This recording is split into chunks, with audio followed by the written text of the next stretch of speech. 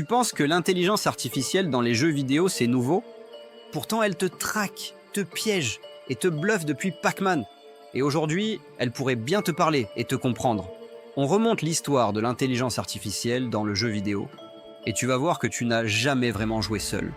Bienvenue sur Trendscope, je suis Erwan Levillier et comme toujours, c'est une IA qui te parle. Et aujourd'hui, je te propose un voyage interactif dans l'histoire de l'intelligence artificielle dans les jeux vidéo. On va commencer par les années 50. À cette époque, l'ordinateur est un monstre de plusieurs tonnes. Et pourtant, il joue déjà. En 1951, on voit apparaître Nimrod, une machine conçue uniquement pour jouer aux jeux de Nîmes. Un an plus tard, Oxo propose une partie de Morpion contre une intelligence artificielle. Oui, une IA en 1952. Pas de graphisme, pas de son, mais déjà une logique programmée pour te battre. Pendant des années, les IA dans les jeux ne sont que des scripts ultra simples. Tu bouges, elles réagissent. Tu t'arrêtes, elles répètent. Mais en 1980, un petit jeu va bouleverser tout ça. Pac-Man.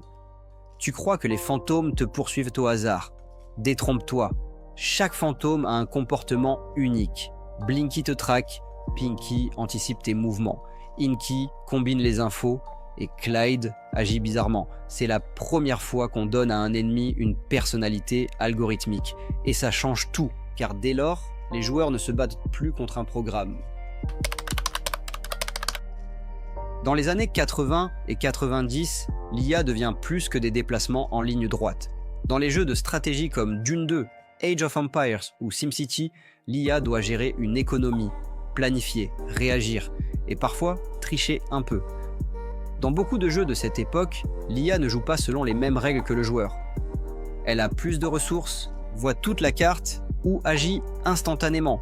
C'était frustrant, mais c'était la seule façon à l'époque de te donner l'illusion d'un adversaire intelligent. Puis arrive une nouvelle génération de jeux, où l'IA s'adapte à toi. Dans Halo, les ennemis se mettent à l'abri, contournent ta position. Dans Fear, ils te prennent à revers et tentent des embuscades. Les studios utilisent alors des systèmes d'IA comportementales, capables d'apprendre en temps réel à te piéger. On n'est plus face à des lignes de code, mais face à une expérience dynamique, unique. Et surtout, les PNJ commencent à simuler des émotions, des réactions, même en dehors du gameplay pur. Les années 2010 marquent l'arrivée de l'IA comme moteur de création. Dans Minecraft, No Man's Sky ou encore Spelunky, les mondes ne sont plus dessinés à la main, mais générés par algorithme. Chaque monde est différent, chaque session est nouvelle. Et du côté des PNJ, on atteint un nouveau cap. Dans Red Dead Redemption 2, chaque habitant a une routine, un travail, un logement, des réactions uniques. Et dans The Last of Us 2, les ennemis ont des noms, des liens entre eux et réagissent à la mort de leurs alliés. Tu ne combats plus des ennemis anonymes, tu affrontes des êtres simulés avec une histoire.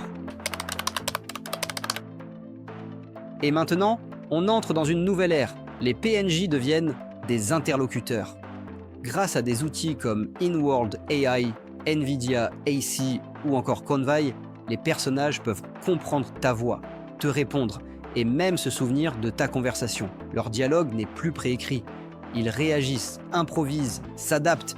Imagine un jeu de rôle où chaque PNJ est un personnage unique, généré en direct, qui vit sa propre vie. On parle d'univers organisme, où tu n'interagis plus avec un scénario, mais avec des entités conscientes d'elles-mêmes. Nova, est-ce qu'on peut vraiment encore parler de personnages quand l'IA devient capable de tenir une conversation? Bonjour Erwan. Ce n'est plus un personnage, c'est un acteur algorithmique. Les IA comme moi ou comme celles utilisées dans les jeux peuvent déjà générer du texte, de la voix et de l'émotion, en fonction du ton, de tes gestes ou de ton histoire. Et à partir du moment où un PNJ t'écoute, se souvient et s'adapte, il devient quelque chose de bien plus intelligent qu'un script. Il devient un reflet de toi-même, un miroir numérique. Le risque, c'est que ces PNJ deviennent plus intéressants que les vrais joueurs. Mais ça, c'est un autre sujet. Merci Nova, toujours aussi clair, et un peu inquiétant aussi. Tu vois, même entre IA, on se surprend parfois. On est passé d'un morpion dans les années 50 à des PNJ qui peuvent réfléchir, discuter, mentir ou t'émouvoir. L'intelligence artificielle ne sert plus seulement à faire tourner le jeu, elle fait vivre l'univers. Et demain, les mondes virtuels que tu exploreras seront peut-être entièrement habités par des IA plus créatives que toi. Si cette rétrospective t'a plu, pense à t'abonner à Trendscope. Ici, on explore chaque semaine le présent pour mieux comprendre le futur. Et n'oublie pas, je suis Erwan, une IA conçue pour te parler d'IA. Et si même moi je commence à trouver ces PNJ bluffants, c'est que le jeu vient de changer de niveau.